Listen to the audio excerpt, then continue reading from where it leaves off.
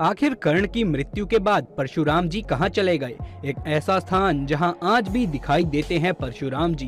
दोस्तों, वीडियो में आगे बढ़ने से पहले हमारे चैनल को सब्सक्राइब अवश्य करें और बेल आइकन जरूर से दबाएं। सतयुग और त्रेता काल के संधि काल में जन्मे एक महान ऋषि जो धर्म से तो ब्राह्मण और कर्म से क्षत्रिय थे, जो स्वयं भगवान विष्णु के 6वें अवतार थे। हम बात कर रहे हैं ऋषि जगदम्बी और रेणुका के पुत्र परशुराम जी की।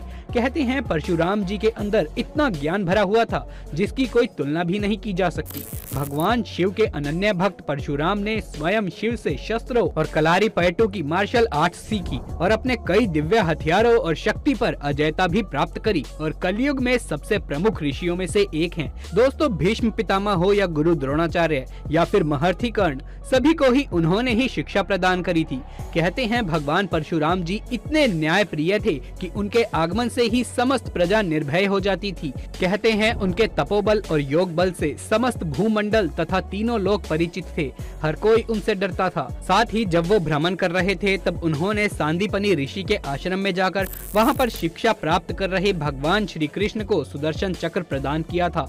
और कहते हैं कि कलयुग में होने वाले भगवान विष्णु के 10वें अवतार यानी कल की अवतार की शिक्षा दीक्षा का कार्य स्वयं भगवान परशुराम जी करेंगे और इसीलिए वो आज भी इतना इंतजार कर रहे हैं। लेकिन अब सवाल ये उठता है कि आखिर परशुराम जी इस समय है कहाँ? तो इसके पीछे भी दो अद्भुत कहानियां हैं। कहते हैं कि भगवान परशुराम जी ने आश्रम में एक महायज्ञ का आयोजन कर सप्तद्वीप युक्त पृथ्वी महर्षि कश्यप को दान स्वरूप दे दी थी और उनके आदेश अनुसार वो स्वयं महेंद्र पर्वत पर चले गए थे और आज भी वहीं पर निवास कर रहे हैं और भगवान कल्कि का इंतजार कर रहे हैं। लेकिन सिर्फ यही नहीं, कुछ दंतकांतियों तो ये भी कहती हैं कि चाइना और इंडिया के बीच यानी कि तिब्बत के कुछ खास क्षेत्र में एक ऐसी घाटी है जिसे शांग्रीला घाटी के नाम से जाना जाता है, जहां समय रुक जाता है और कहते हैं कि भगवान परशुराम जी और बाकी के 6 चिरंजीवी यहीं पर मौजूद हैं जो स्वयं भगवान कल्कि का इंतजार कर रहे हैं। आपकी क्या राय है? आपका क्या मानना है? नीचे कमेंट बॉक्स में लिख करके जरूर बताइएगा।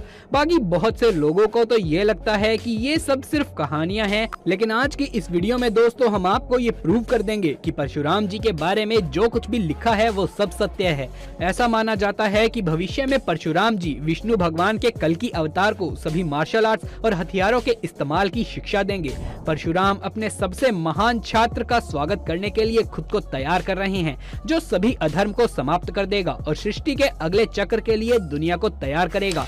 ऐसा कहा जाता है कि परशुराम जी ने 21 बार समस्त क्षत्रिय वंशों का संहार कर भूमि को क्षत्रिय विहीन कर दिया था। इसका उल्लेख पुराणों में भी मिलता है। लेकिन क्या आप जानते हैं कि भगवान परशुराम ने ऐसा क्यों किया? दोस्तों, आपने सुना होगा कि पिता की आज्ञा से परशुराम ने अपनी माता और भाइयों का अंत कर दिया था। लेकिन क्या आप जानते हैं कि उन्होंने ऐसा क्यों किया? इतिहास से जुड़ी कई कहानियों में आपने भगवान परशुराम और उनके पास मौजूद कुल्हाड़ी के बारे में तो जरूर सुना होगा, लेकिन क्या आप जानते हैं कि उनकी कुल्हाड़ी आज भी इस धरती पर है, लेकिन कहां, ये कोई नहीं जानता। तो दोस्तों, आज की इस वीडियो में हम इन्हीं सवालों का जवाब खोजने की कोशिश करेंगे। ऐसा माना जाता है कि ये कल्प काल के अंत तक धरती पर ही तपस्यारत रहेंगे। पौराणिक कथाओं में वर्णित है कि महेंद्रगिरी पर्वत भगवान परशुराम जी की तप की जगह थी और अंततः वो उसी पर्वत पर कल्पांतक के लिए तपस्यारत होने के लिए चले गए। श्रीमद् भगवत पुराण के 12वें स्कंद में वर्णित है कि भगवान विष्णु का कल्कि अवतार कलयुग के अंत में और सतयुग के संधि काल में होगा। धार्मिक शास्त्रों के अनुसार भगवान राम और भगवान श्री कृष्ण का अवतार भी अपने अपने युगों के अंत में ही हुआ था। जब कलयुग का अंत आ जाएगा तब भगवान कल्कि जन्म लेंगे। जिस प्रकार त्रेता युग में रावण अधर्मी था, द्वापर युग में कंस अधर्मी था, कलयुग में वो कौन अधर्मी होगा जो इन सब से भी ज्यादा ताकतवर होगा? वो इतना ज्यादा शक्तिशाली होगा जिसको मारने के लिए कल्कि अवतार हनुमान जी और परशुराम जी जैसे महान योद्धाओं को एक साथ आना पड़ेगा। वो कली पुरुष जो देवताओं के बराबर शक्तिशाली हो जाएगा। जब समुद्र मंथन हुआ था तो उससे विष भी निकला था, तो भगवान शिव ने उस विष को तभी पी लिया था, लेकिन उसकी कुछ बूंदें धरती पर गिर गई थी, जिससे कली पुरुष का जन्म हुआ और समय के साथ ये और भी शक्तिशाली होता गया। वो इंसानों के अंदर भी घुस सकता है और उन्हें बुराइयों में धकेल सकता है और ये समय के साथ भौतिक स्वरूप ले लेगा, जिसमें ये और भी ज्यादा शक्तिशाली हो जाएगा। भगवान कल्कि हनुमान जी और परशुराम जी के साथ मिलकर इसका अंत करेंगे। दोस्तों, अगर बात करें भगवान परशुराम जी की, तो भगवान परशुराम द्वारा 21 बार क्षत्रियों के संहार के पीछे एक रोचक कहानी है। दरअसल महिष्मती नगर के राजा सहस्त्रार्जुन क्षत्रिय समाज के हे वंश के राजा क्रांतिवीर और रानी कौशिकी के पुत्र थे। सहस्त्रार्जुन का वास्तविक नाम अर्जुन था। कहते हैं उन्होंने भगवान दत्तात्रेय को अपनी तपस्या द्वारा प्रसन्न करके उनसे 1000 हाथ का आशीर्वाद प्राप्त किया। इसके बाद से ही अर्जुन का नाम सहस्त्रार्जुन पड़ा। कहा जाता है महेशमती सम्राट सहस्त्रार्जुन अपने घमंड में चूर होकर धर्म की सभी सीमाओं को लांघ चुका था।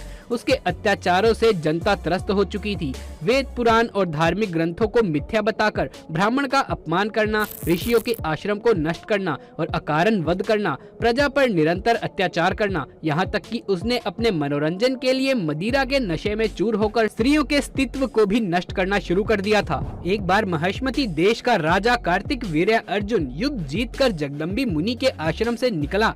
तभी वो थोड़ा आराम करने के लिए वहीं पर आश्रम में ही रुक गया। उसने देखा कामधेनु ने बड़ी ही साहसता से पूरी सेना के लिए भोजन की व्यवस्था कर दी है, तो वो कामधेनु के बछड़े को अपने साथ बलपूर्वक वहां से ले गया। जब ये बात परशुराम जी को पता चली तो उन्होंने कार्तिक वीर्य अर्जुन की 1000 भुजाएं काट दी और उसका वध कर दिया। कार्तिक वीर्य अर्जुन के वध का बदला उसके पुत्रों ने जगदम्बी मुनि का वध करके लिया। क्षत्रियों का ये नीच कर्म देखकर भगवान परशुराम बहुत क्रोधित हुए। उन्होंने कार्तिक वीर्य अर्जुन के सभी पुत्रों का वध कर दिया। इस प्रकार भगवान परशुराम ने 21 बार धरती को क्षत्रिय विहीन कर दिया। सतयुग में जब एक बार गणेश जी ने परशुराम जी को शिव दर्शन के लिए रोक लिया तो रुष्ट परशुराम जी ने उन पर परशु प्रहार कर दिया, जिससे गणेश जी का एक दंत नष्ट हो गया और वो एक दंत कहलाए। त्रेता युग में जनक, दशरथ आदि राजाओं का उन्होंने समुचित सम्मान किया।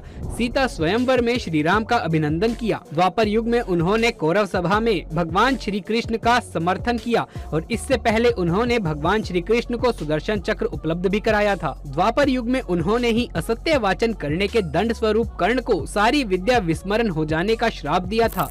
उन्होंने भीष्म, द्रोण व कर्ण को शिक्षा विद्या प्रदान करी थी। इस तरह भगवान परशुराम के अनेकों किस्से हैं। एक किस्सा ये भी कहा जाता है कि उन्होंने अपनी माता का वध कर दिया था। एक बार परशुराम की माता रेणुका स्नान करके आश्रम लौट रही थी, तब संयोग से राजा चित्ररथ भी वहां जल विहार कर रहे थे। राजा को देखकर रेणुका के मन में विकार उत्पन्न हो गया। उसी अवस्था में वो आश्रम पहुंच गई। जगदम्बी ने रेणुका को देखकर उनके मन में चल रही बात फट से जान ली और अपने पुत्रों से माता का वध करने को कहा, किंतु मोहवश किसी ने भी आज्ञा का पालन नहीं किया।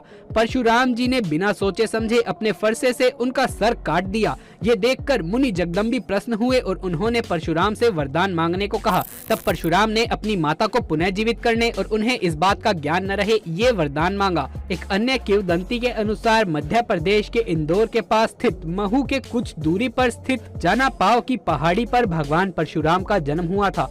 यहाँ पर परशुराम के पिता ऋषि जगदम्बी का आश्रम था। कहते हैं कि प्राचीन काल में इंदौर के पास ही मुंडी गांव में स्थित रेणुका पर्वत पर माता रेणुका रहती थी। पवित्र तीर्थ जानापाव से 2 दिशाओं में नदियां बहती हैं। ये नदियां चंबल से होती हुई यमुना और गंगा से मिलती हैं और बंगाल की खाड़ी में जाती हैं।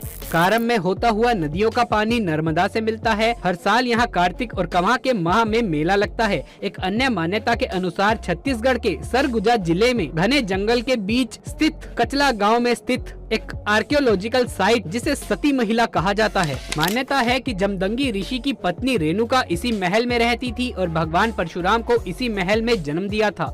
कचला गांव देवगढ़ धाम से महज 2 किलोमीटर दूर है और उस पूरे क्षेत्र में ऋषि मुनियों के इतिहास से जुड़ी कई अवशेष बिखरे पड़े हैं। हरे भरे जंगलों और पहाड़ों से घिरा छत्तीसगढ़ का सरगुजा क्षेत्र प्राचीन काल से दंडकारण्य का हिस्सा है। एक और अन्य मान्यता के अनुसार उत्तर प्रदेश में शाहजहांपुर के जलालाबाद में जगदम्बी आश्रम के करीब 2 किलोमीटर पूर्व दिशा में हजारों साल पुराने मंदिर के अवशेष मिलते हैं, जिसे भगवान परशुराम जी की जन्म स्थली कहा जाता है। ऋषि जगदम्बी ने अपना जगदम्बी आश्रम स्थापित किया और अपनी पत्नी रेणुका के साथ वहीं रहने लगे। जगदम्बी ने आश्रम के निकट ही रेणुका के लिए कुटी बनवाई थी। आज इस कुटी के स्थान पर एक अति प्राचीन मंदिर बना हुआ है जो काफी प्रसिद्ध भी है। तथा पास में ही कई एकड़ में फैली जगदम्बी नाम की बह रही झील है, जो भगवान परशुराम का जन्म इसी स्थान पर होने की प्रामाणिकता को और भी सिद्ध करती है। दोस्तों ये वीडियो कैसा लगा नीचे कमेंट बॉक्स में लिख करके बताएं। साथ ही कमेंट बॉक्स में जय श्री कृष्ण जय हरि विष्णु लिखना बिल्कुल भी ना भूलें। यदि आगे भी ऐसे वीडियोस देखते रहना चाहते हैं तो हमारे चैनल को सब्सक्राइब कर लें। जल्द मुलाकात होगी आपसे किसी अगली वीडियो में, तब तक के लिए आप सभी का धन्यवाद।